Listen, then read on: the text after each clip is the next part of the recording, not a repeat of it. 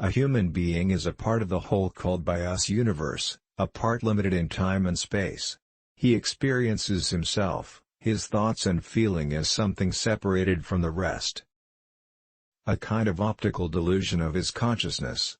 This delusion is a kind of prison for us, restricting us to our personal desires and to affection for a few persons nearest to us. Our task must be to free ourselves from this prison by widening our circle of compassion to embrace all living creatures and the whole of nature in its beauty. I felt my lungs inflate with the onrush of scenery, air, mountains, trees, people.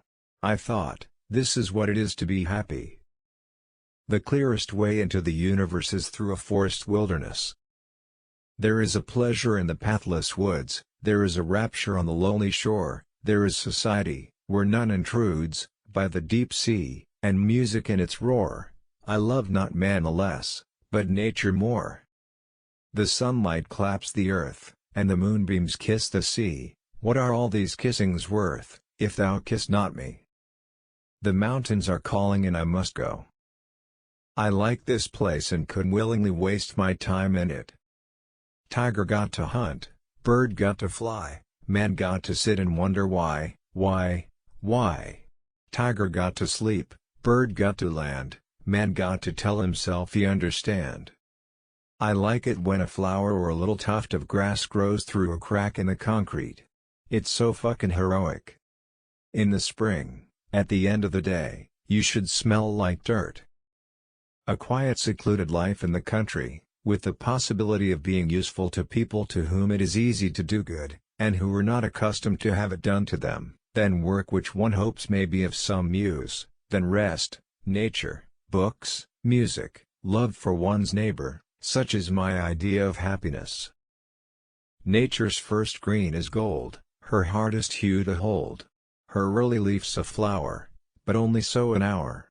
Then leaf subsides to leaf. So Eden sank to grief, so dawn goes down to day. Nothing gold can stay. Those who contemplate the beauty of the earth find reserves of strength that will endure as long as life lasts. There is something infinitely healing in the repeated refrains of nature, the assurance that dawn comes after night, and spring after winter. Should you shield the canyons from the windstorms, you would never see the true beauty of their carvings. If I were a tree, I would have no reason to love a human. We need the tonic of wildness. At the same time that we are earnest to explore and learn all things, we require that all things be mysterious and unexplorable, that land and sea be indefinitely wild, unsurveyed and unfathomed by us because unfathomable. We can never have enough of nature. I am glad I will not be young in a future without wilderness. Live in each season as it passes, breathe the air, drink the drink, taste the fruit, and resign yourself to the influence of the earth. Not just beautiful, though the stars are like the trees in the forest, alive and breathing. And they're watching me. Is the spring coming? He said. What is it like? It is the sun shining on the rain and the rain falling on the sunshine. He was mastered by the sheer surging of life, the tidal wave of being, the perfect joy of each separate muscle, joint, and sinew, and that it was everything that was not death, that it was aglow and rampant, expressing itself in movement, flying exultantly under the stars. Our task must be to free ourselves. By widening our circle of compassion to embrace all living creatures and the whole of nature and its beauty. Climb the mountains and get their good tidings.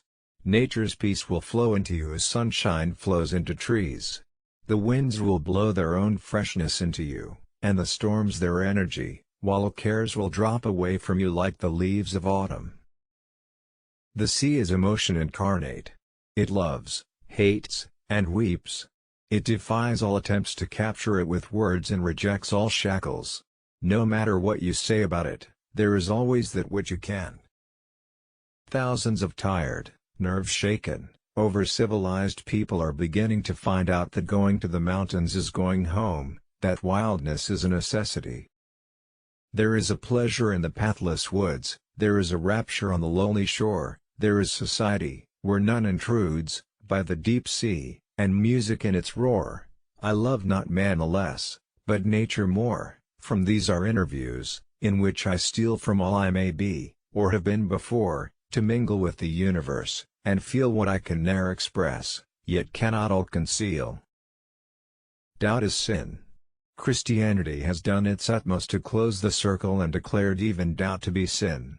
One is supposed to be cast into belief without reason, by miracle, and from then on to swim in it as in the brightest and least ambiguous of elements, even a glance towards land, even the thought that one perhaps exists for something else as well as swimming, even the slightest impulse of our amphibious nature, is sin.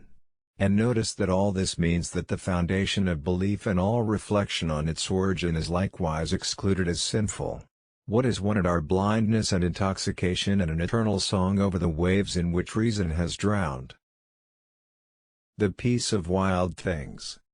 When despair for the world grows in me and I wake in the night at the least sound in fear of what my life and my children's lives may be, I go and lie down where the wood drake rests in his beauty on the water, and the great heron feeds. I come into the peace of wild things who do not tax their lives with forethought of grief. I come into the presence of still water. And I feel above me the day-blind stars waiting with their light. For a time I rest in the grace of the world, and I'm free. We know that God is everywhere, but certainly we feel His presence most when His works are on the grandest scale spread before us, and it is in the unclouded night sky, where His worlds wheel their silent course, that we read clearest His infinitude, His omnipotence, His omnipresence. This life is yours. Take the power to choose what you want to do and do it well. Take the power to love what you want in life and love it honestly. Take the power to walk in the forest and be a part of nature. Take the power to control your own life. No one else can do it for you. Take the power to make your life happy. The tree which moves some to tears of joy is in the eyes of others only a green thing that stands in the way. Some see nature all ridicule and deformity. And some scarce see nature at all. But to the eyes of the man of imagination, nature is imagination itself. Once there were brook trout in the streams in the mountains. You could see them standing in the amber current where the white edges of their fins wimpled softly in the flow. They smelled of moss in your hand. Polished and muscular and torsional. On their backs were vermiculate patterns that were maps of the world and its becoming. Maps and mazes. Of a thing which could not be put back. Not be made right again. In the deep glens where they lived all things were older than man and they hummed of mystery. When you do something noble and beautiful and nobody noticed, do not be sad. For the sun every morning is a beautiful spectacle and yet most of the audience still sleeps. I felt like lying down by the side of the trail and remembering it all. The woods do that to you, they always look familiar, long lost, like the face of a long-dead relative, like an old dream, like a piece of forgotten song drifting across the water, most of all like golden eternities of past childhood or past manhood and all the living and the dying and the heartbreak that went on 1,000,000 years ago, and the clouds as they pass overhead seem to testify, by their own lonesome familiarity, to this feeling. If the stars should appear one night in 1,000 years, how would men believe and adore, and preserve for many generations the remembrance of the city of God which had been shown? But every night come out these envoys of beauty, and light the universe with their admonishing smile. Thus, from the war of nature, from famine and death, the most exalted object which we are capable of conceiving, namely, the production of the higher animals, directly follows. There is grandeur in this view of life, with its several powers, having been originally breathed into a few forms or into one, and that, whilst this planet has gone cycling on according to the fixed law of gravity, from so simple a beginning endless forms most beautiful and most wonderful have been, and are being, evolved. Rest is not idleness, and to lie sometimes on the grass under trees on a summer's day, listening to the murmur of the water, or watching the clouds float across the sky, is by no means a waste of time.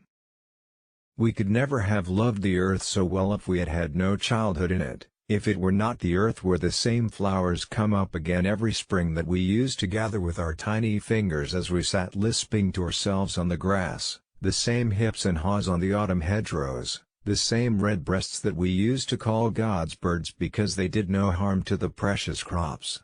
What novelty is worth that sweet monotony where everything is known and loved because it is known?